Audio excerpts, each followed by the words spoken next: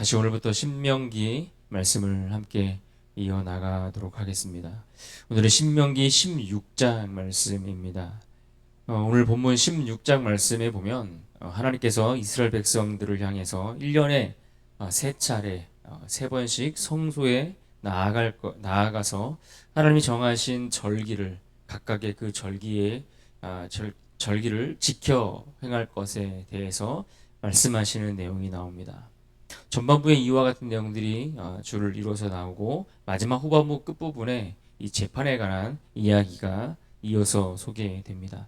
이 재판과 관련된 내용들은 내일 다루게 될 우리 17장의 내용과 이어지기 때문에 그때 가서 우리 함께 살펴보기로 하고, 오늘은 주로 이야기를 다루고 있는 이 절기에 관한 이야기를 본문 속에서 함께 살펴보도록 합니다. 1년에 세 번씩 하나님께서 말씀하신 그 절기를 지켜 행하라고 말씀하셨는데, 그 절기가 각각 언제인지를 먼저 생각해 보겠습니다. 1절 말씀을 먼저 보시면 이렇게 시작합니다.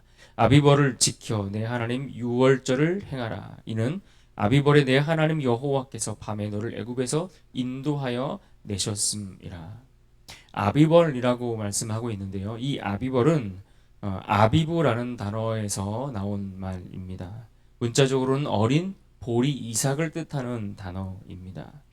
당시 농경사회였기 때문에 이 농경사회였던 배경 속에서 나온 단어이고, 또 그러한 의미로 그 달을 지칭하는 표현이 아비벌입니다. 이것이 후대로 가면서 이 바벨론의 통치가 이어지고 그 제도를 따라서 움직이다, 출발하다라는 뜻을 가지고 있는 니산월로 바뀌어서 이렇게 불리게 됩니다. 그래서 성경에서 이 아비벌 혹은 니산월이라고 할 때 같은 달을 지칭하고 있다라는 것을 우리가 기억할 필요가 있습니다. 또 이 아비벌은 대략 오늘의 3, 4월 정도에 해당하는 달이고, 이때는 이제 봄이 시작하는 그러한 시기를 이야기합니다.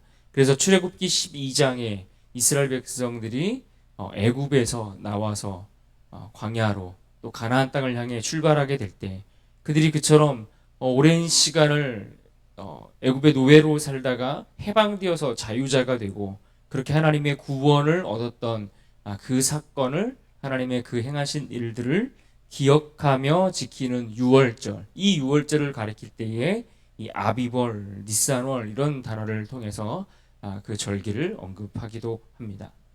이 유월절을 그렇게 지키라고 말씀하시는 겁니다. 그들의 구원을 기억하여 지키라 말씀하시는 절기인 겁니다.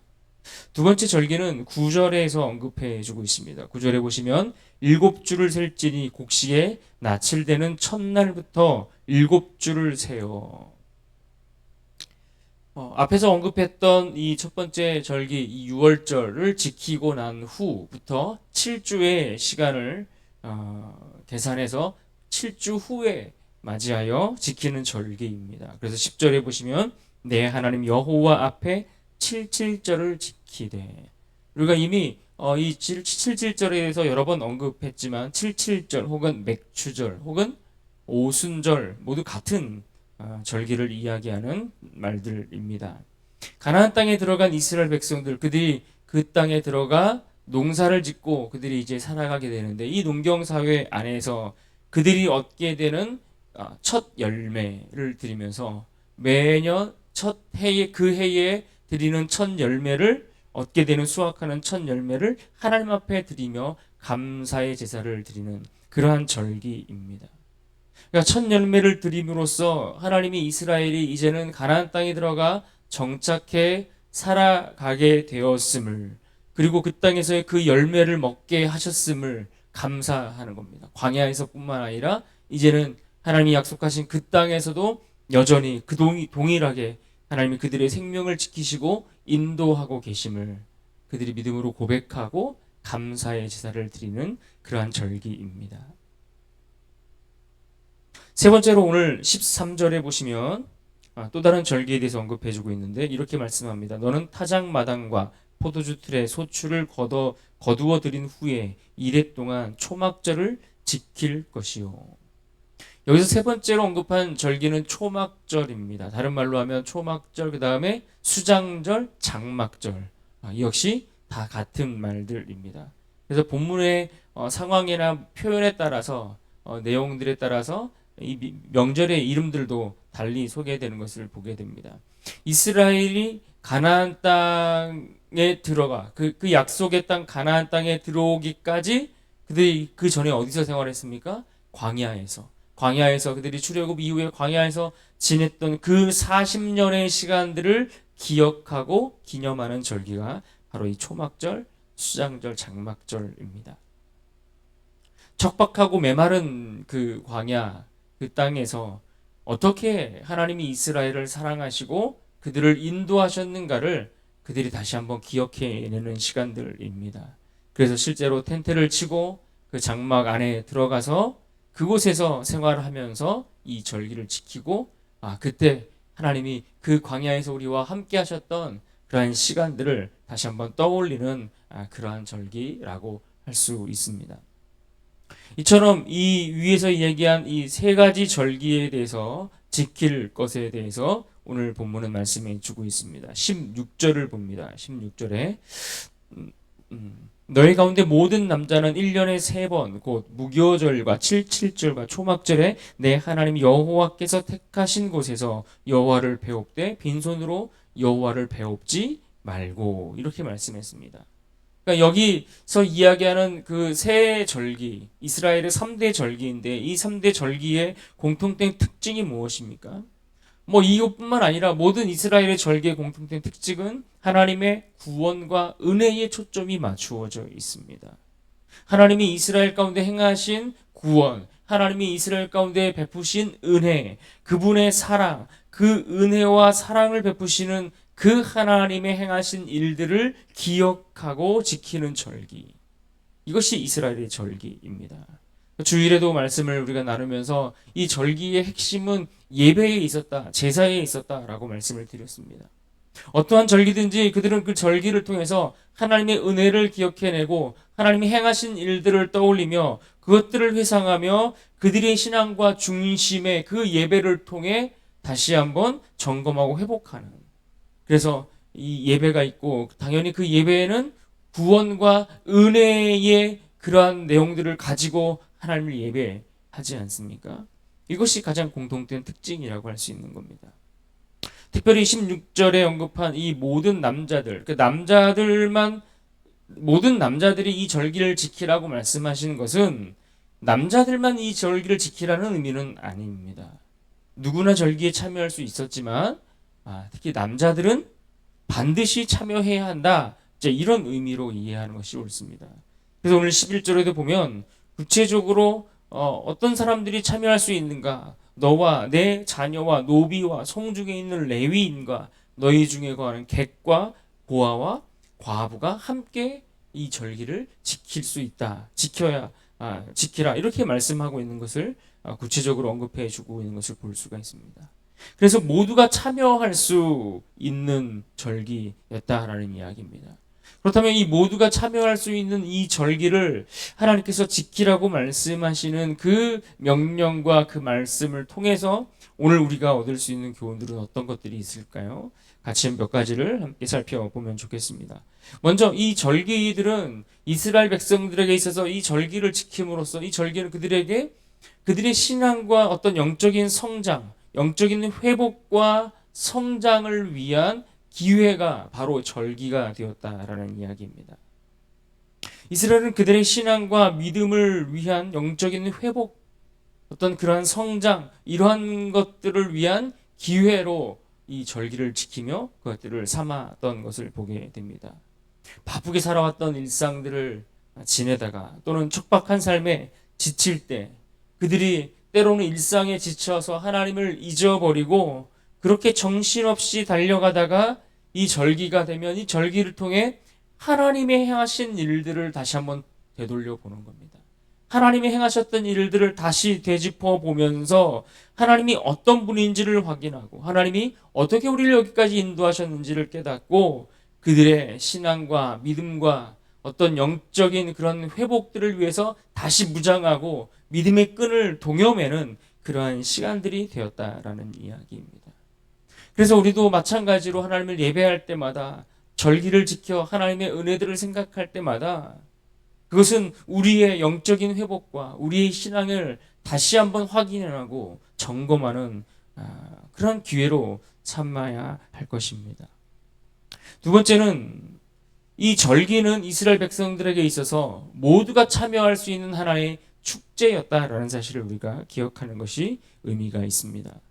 특히 11절을 다시 보시면 이렇게 말씀합니다. 너와 내 자녀와 노비와 내 성중에 있는 레위인과 및 너희 중에 있는 객과 고아와 과부가 함께 내 하나님 여호와께서 자기 이름을 두시려고 택하신 곳에서 내 하나님 여호와 앞에서 즐거워 할지니라. 무슨 말입니까? 너나 할 것 없이 참여할 수 있었다라는 이야기입니다.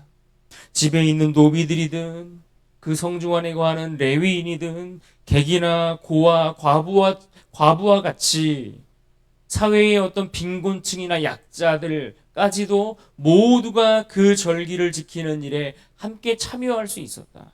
그래서 이스라엘의 절기는 앞서 이야기했던 개인의 어떤 영적인 회복만을 위한 시간이 아니라 개인의 영적 회복을 넘어 공동체 전체가 함께 어우러져 그들 가운데 있었던 어떤 막힌 담이나 이런 것들이 다 무너지고 함께 즐기는 그런 축제의 시간이 되었다는 것을 볼 수 있습니다.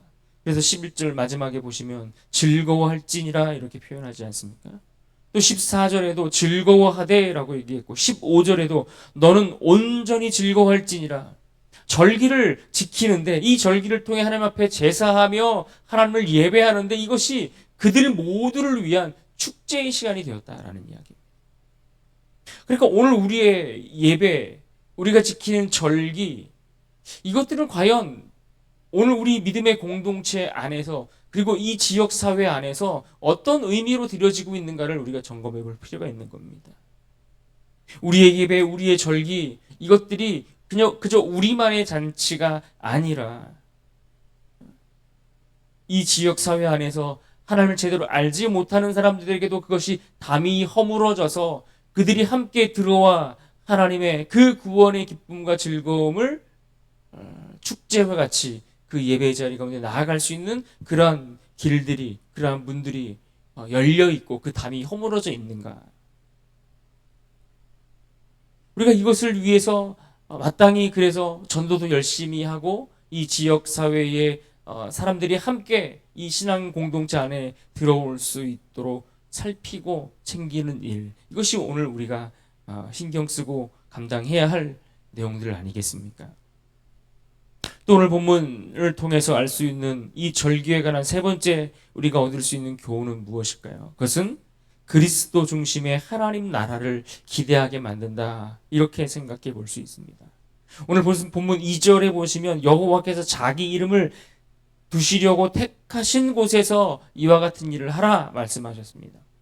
그런데 이와 같은 표현들이 계속 반복됩니다. 6절을 보십시오. 오직 내 하나님 여호와께서 자기의 이름을 두시려고 택하신 곳에서, 7절도 내 하나님 여호와께서 택하신 곳에서, 11절 하반절에 내 하나님 여호와께서 자기의 이름을 두시려고 택하신 곳에서, 15절 그리고 16절에도 내 하나님 여호와께서 택하신 곳에서,